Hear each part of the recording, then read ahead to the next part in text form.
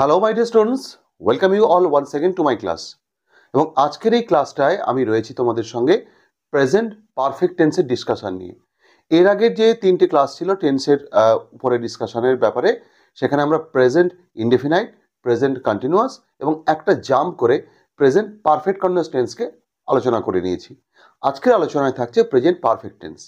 Actually আমরা এই জাম্পটা করেছিলাম একটা কারণেই, কারণ প্রেজেন্ট কন্টিনিউয়াস টেন্স এবং প্রেজেন্ট পারফেক্ট কন্টিনিউয়াস টেন্সকে যদি আমরা কানেকশন বিল্ড আপ করে আলোচনা করে নিই, অর্থাৎ ইন্টারকানেক্টেড দুটো টেন্স হিসাবে দেখি, তাহলে সেক্ষেত্রে আমাদের বোঝা এবং মনে রাখাটা সুবিধা হয়।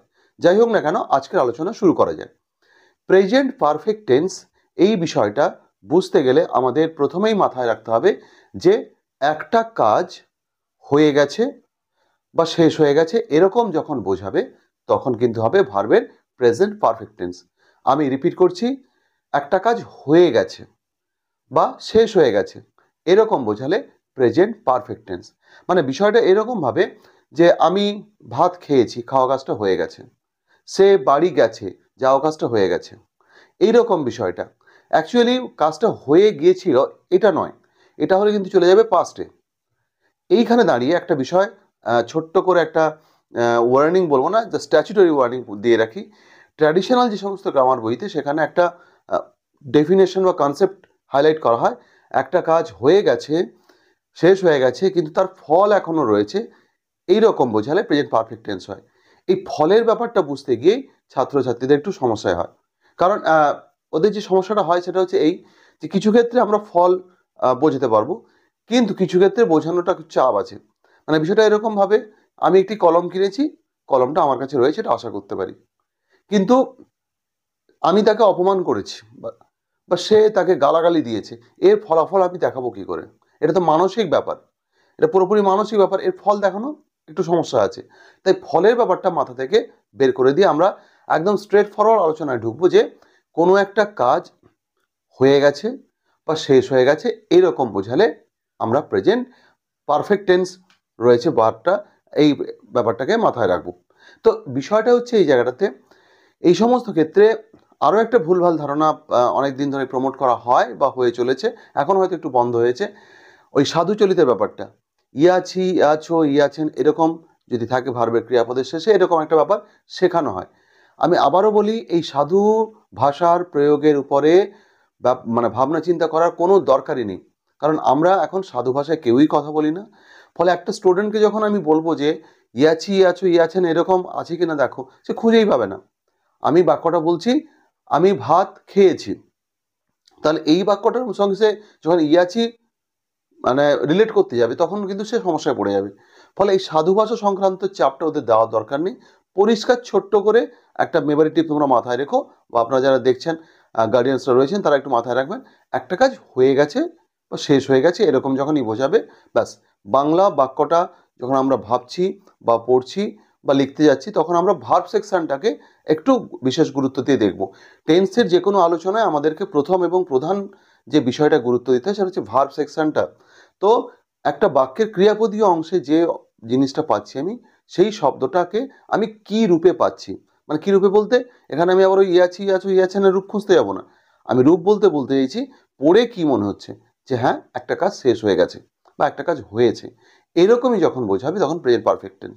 ব্যাস এটুকুই। তো মোটামুটি আমরা এরপরে প্রেজেন্ট পারফেক্ট টেন্সের স্ট্রাকচারাল যে রুলস রয়েছে বা যেভাবে আমরা বাক্যগুলোকে সাজাবো সেই ব্যাপারটাই চলে যাব। আমি আবার একবার বলে নিই, সেটা হচ্ছে এই, আমরা একটা বাক্যের সাবজেক্ট ভার্ব এই দুটো অংশকে নিয়ে আমরা টেন্সের আলোচনায় যাব। অবজেক্ট আদার্স এটা যেহেতু অপশনাল থাকতে পারে নাও থাকতে পারে, সেগুলোকে আমরা এখানে আলোচনায় আনবো না। আর আরও স্পেসিফিক্যালি বললে সেটা হচ্ছে ভার্ব সেকশনটাকে। যাই হোক, আমরা সাবজেক্ট ভার্ব এই দুটো যেহেতু essential part of a sentence, so we are going to take them for our discussion. Present perfect টেন্সের ক্ষেত্রে আমরা যখনই বাক্যকে সাজাবো তখন আমাদের ভাবতে হবে যে বাক্যের আমরা ভার্বকে যখনই খুঁজে পেয়ে যাবো, এখানে একটা বলে রাখি কথা, ভার্বটাকে ধরে আমরা সাবজেক্টটাকে বের করে নিতে পারবো। কারণ ভার্ব মানে একটা কাজ, সেই কাজটা যে করছে তাকে আমরা সাবজেক্ট হিসাবেই অবশ্যই মার্ক করব। তাই কোনো একটা বাক্যে যখন আমি ভার্ব খুঁজে পেয়ে যাচ্ছি, সাবজেক্টটা পাওয়াটা খুব ইজি। মানে যদি আমি এরকমভাবে বলি যে আমি একটি কলম কিনেছি, তাহলে এই বাক্যে ভার্ব হচ্ছে কেনা। এবং আমি দেখতে পাচ্ছি কেনা কাজটা কে করছে না আমি। এবং যখনই পড়ছি আমি একটি কলম কিনেছি, কেনা কাজটা হয়ে গেছে, তা পরিষ্কার করে দিচ্ছে আমাদের কাছে যে এটা প্রেজেন্ট পারফেক্ট টেন্স। তো এখানে আমরা করব কি, সাবজেক্ট বসাবো, সাবজেক্টের সঙ্গে সাবজেক্ট অনুসারে হ্যাজ অথবা হ্যাভ, হ্যাজ অথবা হ্যাভ, তার সঙ্গে মেন ভার্বের থার্ড ফর্ম অর্থাৎ পাস্ট পার্টিসিপল ফর্ম, এইটুকুই আমরা মাথায় রাখবো। আরও স্পেসিফিক্যালি বললে এই অংশটা হ্যাজ এবং হ্যাভ কোথায় কোথায় বসে সেই তালিকা অবশ্যই যারা ছোটরা রয়েছে তাদেরকে, আপনারা যারা গার্ডিয়ানরা রয়েছেন, মুখস্থ করিয়ে নেবেন, একদম ছড়ি ধরে হলেও মুখস্থ করিয়ে নেবেন যে I have, we have, you have, you have, he has, she has, they have. এই যে বিষয়টা, অর্থাৎ আমরা থার্ড পার্সন সিঙ্গুলার ছাড়া আর সব ক্ষেত্রে আমরা বসাচ্ছি হ্যাভ, শুধু থার্ড পার্সন সিঙ্গুলারের ক্ষেত্রে আমরা হ্যাজ বসাই। এই ব্যাপারটা ওদের মাথায় যদি ঢুকে যায় খুব ভালো, first person, second person, third পার্সনের বিষয়টা যদি ক্লিয়ার থাকে, আদারওয়াইজ একদম ওদেরকে মুখস্থ করিয়ে নেবেন। এবং ভার্বের কনজুগেশন লিস্টটা রেডি আছে, এটা আমি ধরে নিয়ে আলোচনায় যাচ্ছি।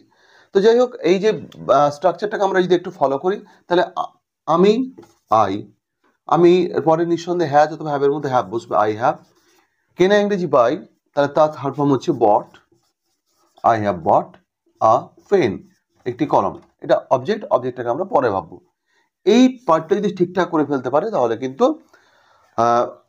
মেজর অংশটা তার হয়ে গেল। অবজেক্ট এবং আদার সেকশনে যদি কোনো গোলমাল থাকে, সেই গোলমালটাকে আমরা অতটা বড় করে দেখি না।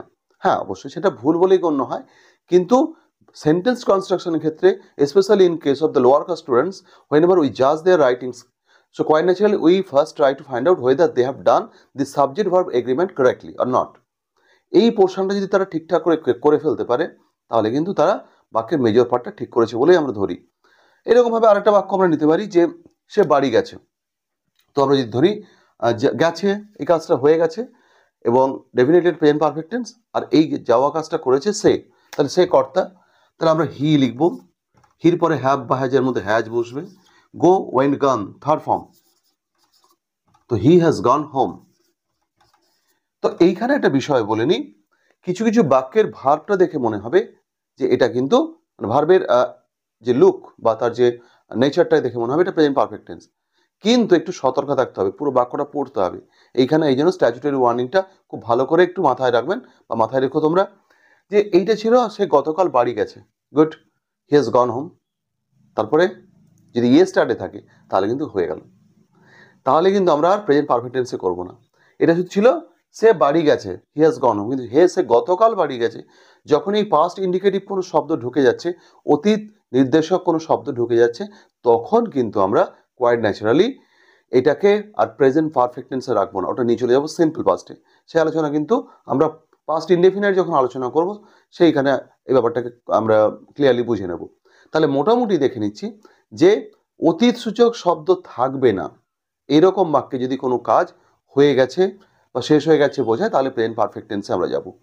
আবারও বলছি, যদি কোনো অতীত সূচক শব্দ থাকে, বাক্যের ভার্বটাকে পড়ে বা দেখে মনে হচ্ছে এটা প্রেজেন্ট পারফেক্ট টেন্স, কিন্তু পুরো বাক্যটা পড়লে দেখতে পাচ্ছি ওই পুরো বাক্যের মধ্যে এরকম অতীত সূচক শব্দ গতকাল, গত বছর, গত মাসে, ঠিক আছে, 3 দিন আগে, ঠিক আছে, 5-7 দিন আগে, এরকম একটা ব্যাপার। তো এই ধরনের পাস্ট ইন্ডিকেটিভ যখনই কোনো ওয়ার্ড ঢুকে যাচ্ছে, তখন সেখানটা কিন্তু আমরা ডেফিনেটলি প্রেজেন্ট পারফেক্ট টেন্সে যাব না, তখন চলে যাবো সিম্পল পাস্টে।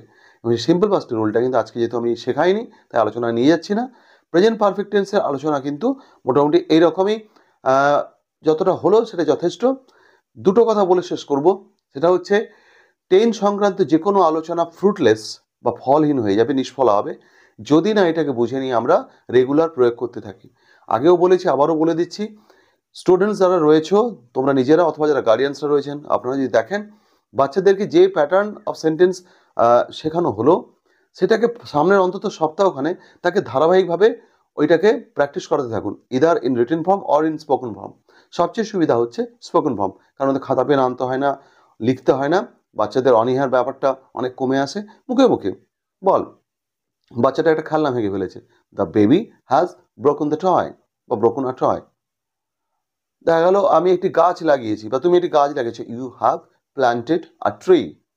তো এইটা যখন সে মুখে মুখে করতে পারবে, হ্যাঁ অবশ্যই একটু সময় নেবে, আমাদের মধ্যে এতটা ফার্স্ট প্রথমে আশা করা যাবে না, কিন্তু যখন সে পারবে, তার কনফিডেন্সটা যখন বিল্ড আপ হয়ে যাবে, তখন কিন্তু তাকে আটকে রাখা আর যাবে না। So he or she would certainly do tremendously well. তো যাই হোক, আমরা আজকের আলোচনা আর বাড়াবো না। প্রেজেন্ট পারফেক্ট টেন্সের আলোচনা যতটা হলো সেটাকে বেসলাইন করে প্রচুর প্রচুর প্র্যাকটিস করো, বা আপনারা বাচ্চাদের প্র্যাকটিস করান। দেখা হচ্ছে পরের পর্বে। সবচেয়ে যেটা আমার মনে হয় গুরুত্বপূর্ণ টেন্স, মানে গুরুত্বপূর্ণ বলতে একটু বার্ডেনসাম, একটু লোডটা বেশি, তো হচ্ছে পাস্ট ইনডেফিনাইট টেন্স। তো পাস্ট ইনডেফিনাইট টেন্স আলোচনা নিয়ে ফিরবো পরের ভিডিওতে। সবাই ভালো থেকো বা ভালো থাকুন আপনারা সবাই। Stay well, stay connected, meet you in the next class. Thank you.